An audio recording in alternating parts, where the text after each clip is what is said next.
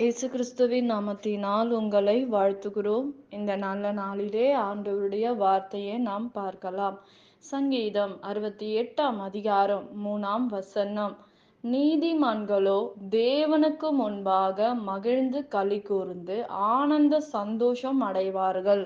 ஆம் பிரியமானவர்களே, இந்த காலை வேளையிலே ஆண்டவர் உங்களோட பேசுகிற வார்த்தையை நாம் பார்க்கலாம்.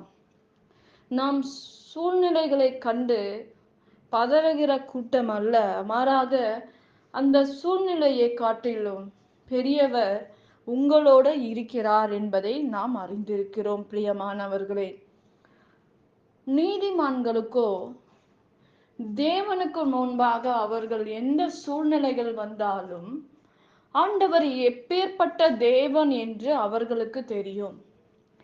சூழ்நிலைகள், மோசமான காரியங்கள், அவர்கள் வனாந்தரத்தில் போன்ற ஒரு வாழ்க்கையில் கடந்து போனாலும் ஆண்டவருக்கு ஸ்தோத்திரம் சொல்லுவார்கள், ஆண்டவரை மகிமைப்படுத்துவார்கள் என்று வேதத்தில் நாம் பார்க்கிறோம்.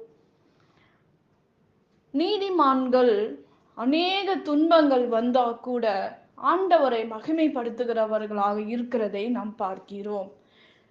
ஆண்டவர் மேல் நம்பிக்கை முழுமையா என்ன செஞ்சாலும் ஆண்டவர் எனக்கு தீமையை நன்மையாக அவர் மாற்றுவார். ஏதோ ஒரு சூழ்நிலையில் என்னை நடத்தி கொண்டு போகிறார், நான் இந்த சூழ்நிலைகளை நான் கற்றுக்கொள்ளுகிறேன். ஆண்டவர் எதை செய்தாலும் நன்மைக்கு ஏதுவான காரியங்களை என்னுடைய வாழ்க்கையில் செய்வார்கள் என்று அவர்கள் நம்புவார்கள். ஆண்டவரை கேள்வி கேட்க மாட்டார்கள். யோபுவை போல இருக்கிற ஜனங்கள் உண்டு, ஒரு சில கூட்டம் உண்டு. ஆனால் அவர்கள் காத்திருந்தாலும் பெற்றுக்கொள்ளுவார்கள். நிச்சயமாக ஆண்டவர் என் வாழ்க்கையில் நன்மையான காரியங்களை அவர் மாத்திரம்தான் செய்ய முடியும், என் சூழ்நிலைகளை அவர் மாத்திரம்தான் மாற்ற முடியும் என்று முழு நிச்சயமாக அவர்கள் நம்புவார்கள். இன்றைக்கு அப்படிப்பட்ட காரியங்கள் நம்முடைய வாழ்க்கையில் இருக்கிறதா என்று நாம் பார்க்க வேண்டும். பிரியமானவர்களே, எந்த சூழ்நிலையில் கூட மனுஷன் என்னை கைவிட்டுடுவாங்க, எங்க ஏசப்பா என்னை கைவிட மாட்டார், எனக்கு எது நடந்தாலும் என்ன நடந்தாலும் எது வந்தாலும் நான் வெறுமையாக நின்றாலும் என் வாழ்க்கையை ஆண்டவர் அற்புதங்களை நாள் என்னை நிரப்புவார் என்று முழு நிச்சயத்தோடு நாம் இருக்க வேண்டும். அப்படிப்பட்ட காரியம் நம்முடைய வாழ்க்கையில் இருக்கிறதா என்று நாம் பார்க்க வேண்டும். பிரியமானவர்களே, நாம் சூழ்நிலைகளை கண்டு பதறுகிற கூட்டமா இருக்கக்கூடாது. அந்த சூழ்நிலையை காட்டிலும் உங்களுக்குள் இருக்கிற தேவன் பெரியவர் என்று நம்புங்கள். உங்களுடைய வாழ்க்கையில் ஆண்டவர் பெரிய காரியங்களை செய்து முடிப்பார். அற்புதமான காரியங்களை ஆண்டவர் உங்களுடைய வாழ்க்கை செய்வார் என்று வேதம் சொல்லுகிறது. நீங்கள் துதித்து ஆண்டவரை பாடி முன்னேறி செல்லுங்கள்.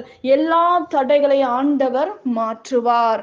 தாவீது ஒரே ஒரு ஆளாக நின்று எப்பேற்பட்ட தேவன் தன்னோடு இருக்கிறார் என்பதை அவர் அறிந்தார். வெற்றியாக தேவனை ஸ்தோத்தரித்து அவனை ஜெயித்தார். ஆகவே நீங்கள் எவ்வளவு பெரிய கோலியாத்துக்கு முன்பாக நின்றாலும் பதட்டப்படாதபடி, பிசாசுக்கு முன்பாக நீ நின்றாலும், போராட்டத்துக்கு முன்பாக நீங்கள் நின்றாலும், வியாதிக்கு முன்பாக நீ நின்றாலும், இஸ்ரவேல் நீங்கள் பயப்பட தேவையில்லை. இஸ்ரவேலே, நீ பாக்கியவான் என்று கர்த்தரால் ரட்சிக்கப்பட்ட ஜனமே, உனக்கு ஒப்பானவர் யார்? உனக்கு சகாயம் செய்கிற தேவன் ஒருவர் உண்டு. கேடகமும் உனக்கு மகிமையும் பொருத்திய பட்டயமும் அவரே.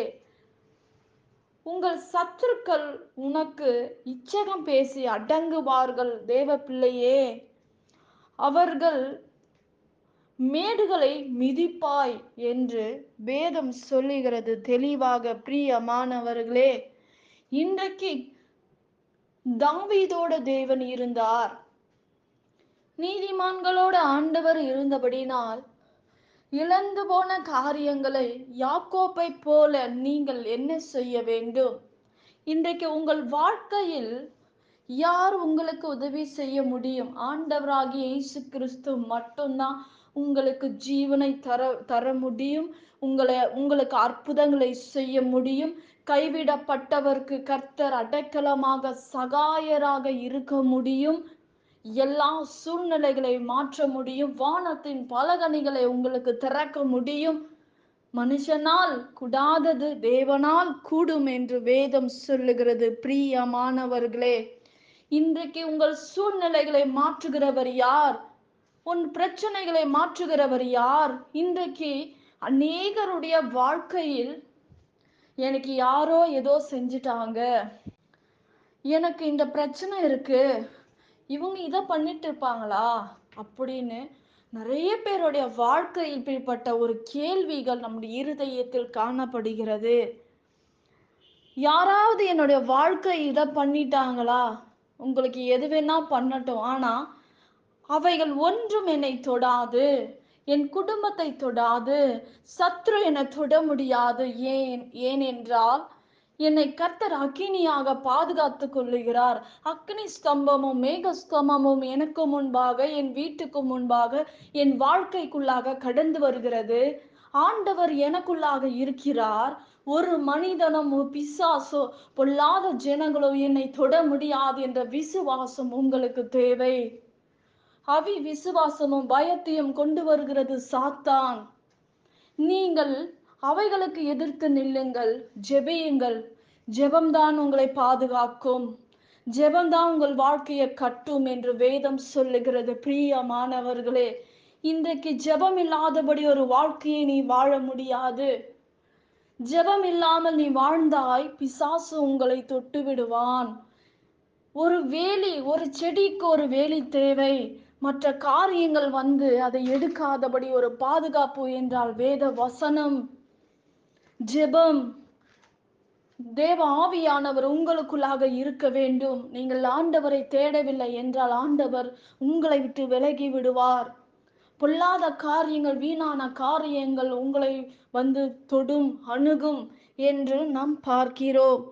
இன்றைக்கு நம்முடைய வாழ்க்கையை பாதுகாத்து கொள்ள வேண்டும் என்றால் ஜெபம், வேத வாசிப்பு, துதி நம்ம கூட இருக்க வேண்டும். பிரியமானவர்களே, இந்த சூழ்நிலைகள் மாற வேண்டும் என்றால் யாரும் உங்களுக்கு உதவி செய்ய முடியாது. ஆண்டவராகிய இயேசு கிறிஸ்து தான் உங்களுக்கு உதவி செய்ய முடியும் என்பதை மறந்து விடாதீங்க. பிரியமானவர்களே, இந்த ஊழியக்காரர்கள் எனக்காக ஜெபிப்பார்கள், இவர்கள் ஜெபிப்பாங்க. ஆனால் நீங்களும் நானும் என்னுடைய தேவைகளுக்கும் உங்களுடைய தேவைக்கும் தேவ சமூகத்தில் நிற்க வேண்டும். அப்பொழுது ஆண்டவர் நமக்கு உதவி செய்வார், நம் சூழ்நிலைகளை மாற்றுவார். நாம் ஜெபிக்கலாம். பரலோகத்தில் வாசமாய் இருக்கிற அன்பின் பிதாவே, உங்க நாமம் மகிமைப்படுவதாக, உங்க ராஜ்யம் வருவதாக. ஆண்டவரே, எங்களுக்கு குறைகளை மன்னிங்கப்பா. இன்னும் அதிகமாக நாங்கள் உம்மை தேட வேண்டும், ஜெபிக்க வேண்டும், விசுவாசத்தில் நிலை நிற்க வேண்டும். எந்த பொல்லாத பிசாசுகள் மயக்கத்தை கொண்டு வருகிற அந்தகார வல்லமைகளை, தடுமாற்றத்தை கொண்டு வருகிற பிசாசின் தந்திரங்களை இந்த நாளிலே உங்க நாமத்தினாலே நாங்கள் கட்டுகிறோம் ராஜா. பலவீனங்களை கொண்டு வந்து குடும்பங்களை பயமுடுத்துகிற பொல்லாத ஆவிகளை கர்த்தர் நிர்மூலமாக்குவீராக. ஏசப்பா, சரீரத்துல சுகவீனத்தை கட்டளிடுவீராக, அற்புதங்களை செய்வீராக, இரத்தத்துல மூடுவீராக. இயேசுவின் நாமத்தில் வேண்டுகிறோம் எங்கள் ஜீவனுள்ள நல்ல பிதாவே, ஆமேன். கர்த்தர் தாமே உங்களை ஆசீர்வதிப்பாராக. ஆமேன்.